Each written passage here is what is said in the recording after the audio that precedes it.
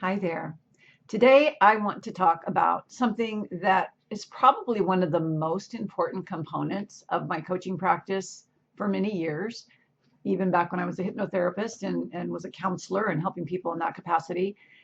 And here's what's really, really funny is people will come to me because there's so much chaos, whether it's in their lives or in their minds, but there's just so much chaos. And so it's very easy for us to fall into this idea that if I didn't have all this chaos going around, then I could apply these manifestation techniques. But what the majority of people fail to see and realize is that manifestation is is the ability to find calm in the chaos. Think about it. If we can find calmness in the chaos, we can manifest.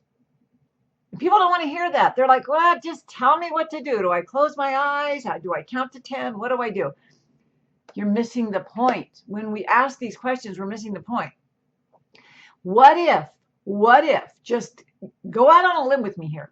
What if the whole purpose of being on planet Earth was for you to do the hero's journey? And the hero's journey, if you know anything about the hero's journey, and if you don't, then you've never seen a movie produced by Hollywood, because they're all a form of the hero's journey. Here's a person, life is either here or here, but then they go way down, then they have to come way up, and then they get knocked down again, and then they go up, and then blah, blah, blah. This is why people in Hollywood, for thousands and thousands of pictures, motion pictures, people don't like it, bad endings. It's okay if it's sad, if there's a lesson to be learned, but think about all your favorite movies. Nobody wants it to be like, and then he did this and this, and he died anyway. That was it. Too bad. There's got to be a lesson learned, right? So humor me here. What if your purpose on the planet was so that you could embark upon your own hero's journey? Because at the end of the day, if we pay attention to quantum physics, it's only you. You're the only one here, right? The universe is consciousness. So if you're the only one here, then that means you're the star of your own drama, of your own show. In as much, how boring would it be to go to a carnival, pay to get on a ride that just goes at a snail's pace, no scenery, nothing. You're like, yeah, this is a blast. No, you want the excitement. You crave the excitement. We already know from medical research that cortisol is an addictive chemistry in your brain. So you may hate stress, but guess what, sunshine?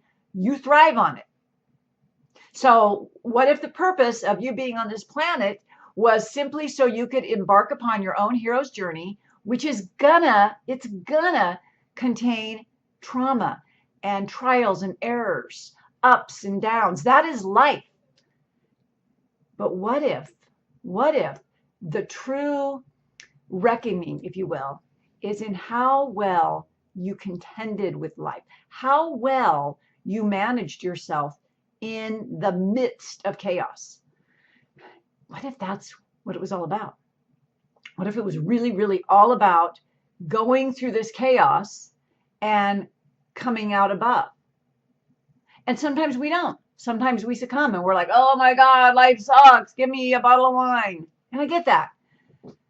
But I'm telling you that more of your manifestations are on the other side, one, of your material desires, because that's not what we're here for.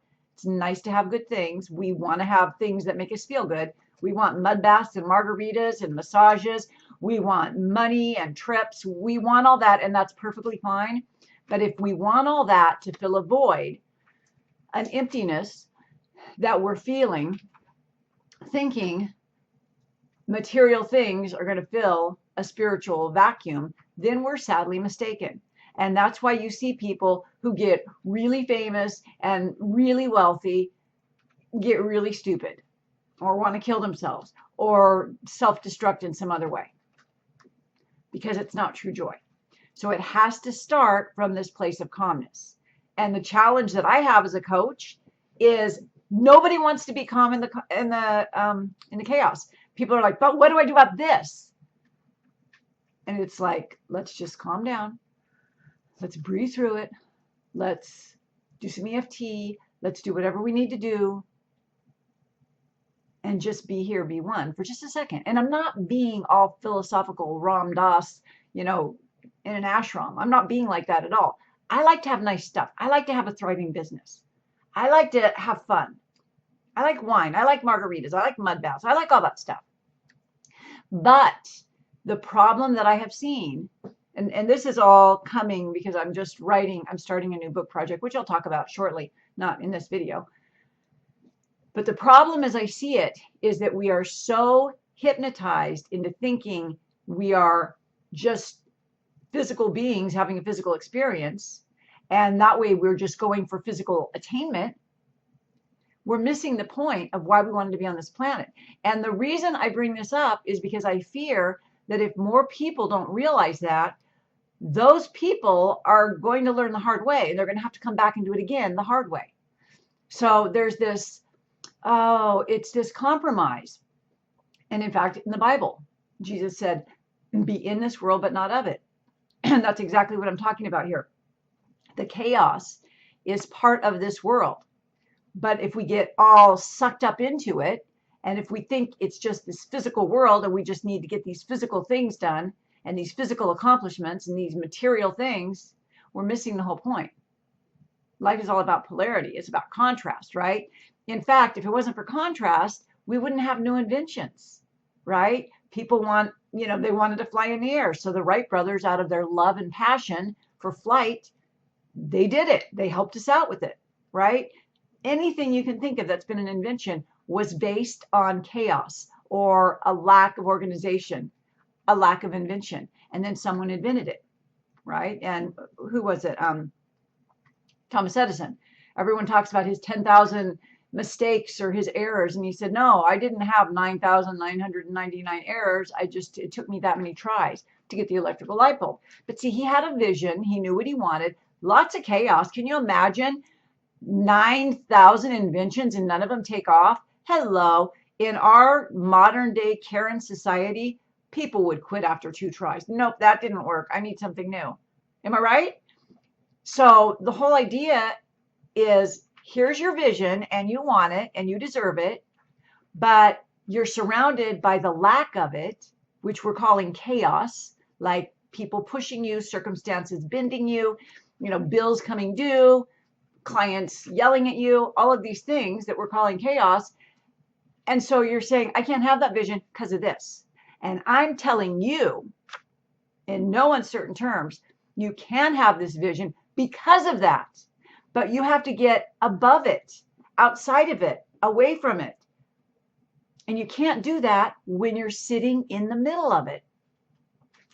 We can't do it. If we're sitting here being surrounded by all the things we don't want, complaining about it, griping about it, venting about it, posting about it, then we're in it. We're in the energy of it. We're in it. We're in it. We're in it. And we can't win it if we're in it. We got to step aside from it. Whatever you need to do, go to your happy place, go in the backyard, go on a walk, go to a beach, go on vacation, go in your meditation room, wherever you go. But you have to step outside of it in order to see it for what it is. And it's just life. There is no such thing. Anyone that tells you, I used to be, what are some of the common ones I see on Facebook? I was couch surfing. I didn't have 50 cents to my name. I was $3 million in debt. But then I found this one method and I did it for 10 minutes. And now I'm a millionaire with a Maserati. I mean, come on. Really? We are an instant society. We want fast fixes. We want to know, just tell me what to do, Tamara. Tell me what to do so I can sell 50 houses a year. Just tell me what to do. But it needs to be easy. It needs to be cheap. And it needs to allow me to still be in the middle of my crap all the time. See, I can't do that. We've got to get out of the chaos, into the calm, and from there we can create. From there, the view of your vision is like, oh, it's right there. This stuff, okay, I can manage it. I can deal with this stuff. It's going to be here when I need it, but I can get in the calm long enough to get in my creative zone, my genius zone, where I can move towards this. And when these things come up, we just deal with them. We just deal with them. I don't like it. I have deals fall through. I have, you know, my kids get mad at me. My husband irritates me. My dog really upsets me sometimes. But you know what? That's the chaos. That's what makes life life, is the chaos. That's what makes the matrix is the chaos. Otherwise, we could be spiritual beings just floating around with a consciousness with no body, no senses, no margaritas. Who would want that? We picked being on planet Earth for the chaos so that we could learn to find calm in the chaos so that we could do our hero's journey. Does that make sense? I know that might seem a little bit out there, some of the things I brought up today, but it's really, really important that at some point in our lives, each of us grasp and understand and embrace this whole idea that you're not unhappy because someone did this or someone said that. That's not why you're unhappy.